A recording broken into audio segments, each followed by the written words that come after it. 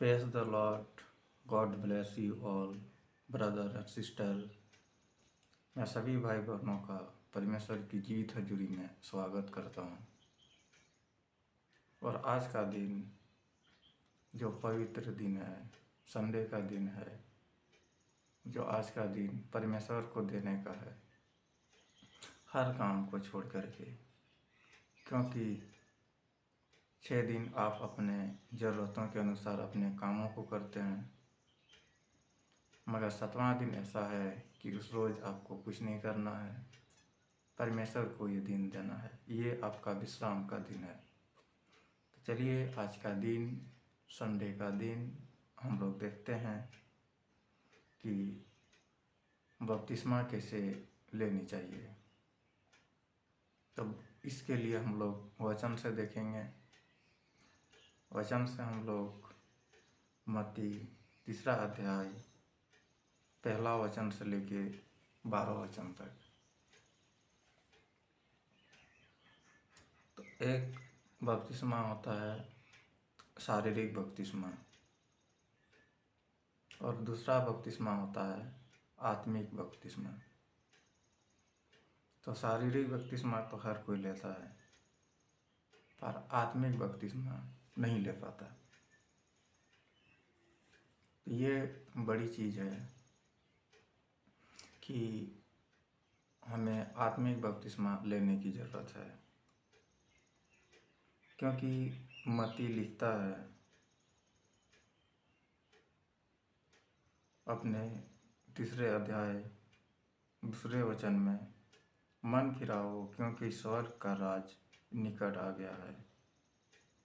यह वही है जिसकी चर्चा यशाया भविष्यवक्ता के द्वारा की गई कि जंगल में एक पुकारने वाले का शब्द हो रहा है कि प्रभु का मार्ग तैयार करो, उसकी सड़कें सीधी करो।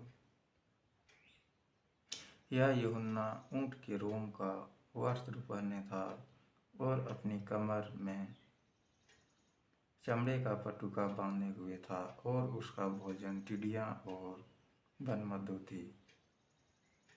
तब यरूशलेम के और सारे यहूदिया के और यरदन के आसपास के सारे देश के लोग उसके पास निकल आए।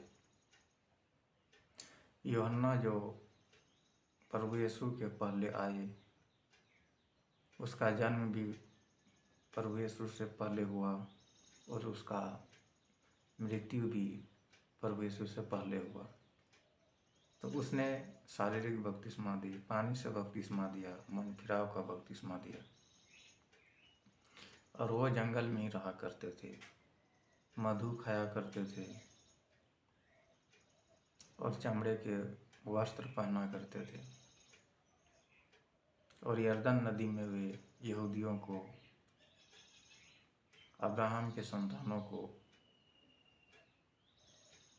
पानी से बपतिस्मा दिया करता था और मन फिराव की प्रचार करता था। और वो यही कहता था कि प्रभु का राज्य निकट है, मन फिराओ। तो ये चीज़ समझना है कि लोग शारीरिक बपतिस्मा तो लेते हैं, पर उसके मन में कुछ और होता है। तो ज़रूरी है कि आप अपने मन को फिराएं, आप अपने मन से फिरें, क्योंकि परमेश्वर शरीर से नहीं, आपकी आत्मा से प्रेम रखता है। वो शरीर को बचाने नहीं, रूहों को, आत्माओं को बचाने के लिए है। वे आत्माओं के परमेश्वर है, परमेश्वर आत्मा है, और हम भी आत्मा ही हैं। ये शरीर तो नश्वान है, एक दिन नाश हो जाएगा। यूहन्ना ने कहा कि हम तो तुम्हें पानी से बपतिस्मा देते हैं, पर मेरे बाद जो आने वाला है वो तुम्हें आग और पवित्र आत्मा से बपतिस्मा देगा। तो वे लोगों को तैयार कर रहे थे कि परमेश्वर के राह में किस तरह से आपको चलना है। चलिए हम लोग देखते हैं 3 का 10 वचन।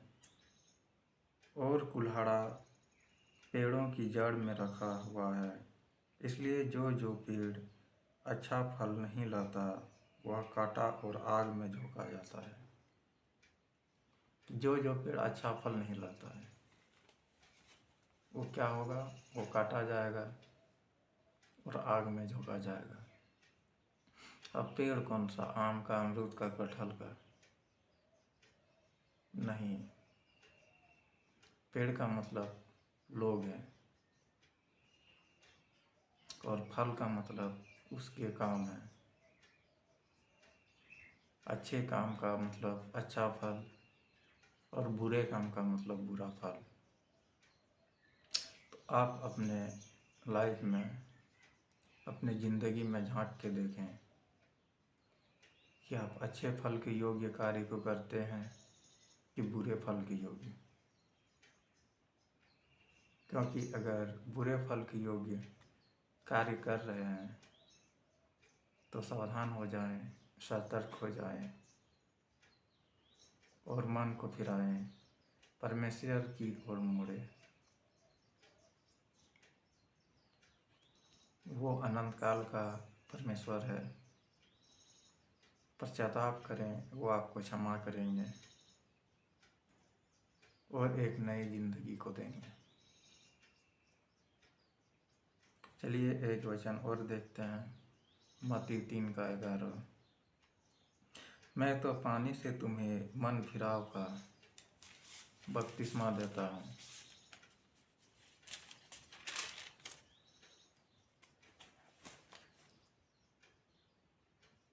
परंतु जो मेरे बाद आने वाला है वह मुझसे शक्तिशाली है। मैं उसकी जूती उठाने के योग्य नहीं। वह तुम्हें पवित्र आत्मा और आग से बपतिस्मा देगा। तो प्रभु यीशु मसीह हम लोगों को पवित्र आग, आत्मा और आग से बपतिस्मा देता है। ये किन लोगों को देता है, किस तरह के लोगों को देता है पवित्र आत्मा और आग से बपतिस्मा? ये उन लोगों को देता है जो मन से फिरते हैं, लोगों को दिखाने के लिए नहीं। आप मन से फिरें, आप भी पवित्र आत्मा का बपतिस्मा पाएंगे। और जब आप पवित्र आत्मा से बपतिस्मा पाएंगे तो आप किसी भी भाई बहनों पर जो बीमार हैं हाथ रखेंगे, वो चंगे हो जाएंगे। यह चिन्ह होगा कि आप पवित्र आत्मा का बपतिस्मा पा चुके हैं। आप सपनों को देखेंगे, दर्शनों को देखेंगे, परमेश्वर आपसे बातें करेगा जब आप पूरे रीति से फिर जाएंगे।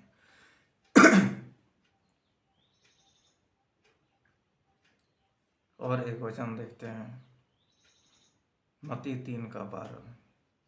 उसका सूप उसके हाथ में है और वह अपना खलिहान अच्छी रीति से साफ करेगा और अपने गेहूं को तो खाने में इकट्ठा करेगा, परंतु भूसी को उस आग में जलाएगा जो कभी बुझेगा नहीं। गेहूं मतलब अच्छे लोग, और भूसी कौन? बुरे लोग। और आग कौन सा? नरक की आग, जो अनंत काल की आग है, वो कभी नहीं बुझने वाला, उसमें डालेगा। और वे लोग जो वचन सुन के भी नहीं फिरते हैं, परमेश्वर की ओर नहीं फिरते हैं, परमेश्वर को जान के भी अनजान बने रहते हैं, उन्हीं लोगों के लिए है। ऐसा नहीं है कि कोई परमेश्वर को नहीं जानता, हर कोई जानता है, पर मानता नहीं है। देह हो बहुत भारी है, सुधरे और आशीषों को पाएं, बरकतों को पाएं।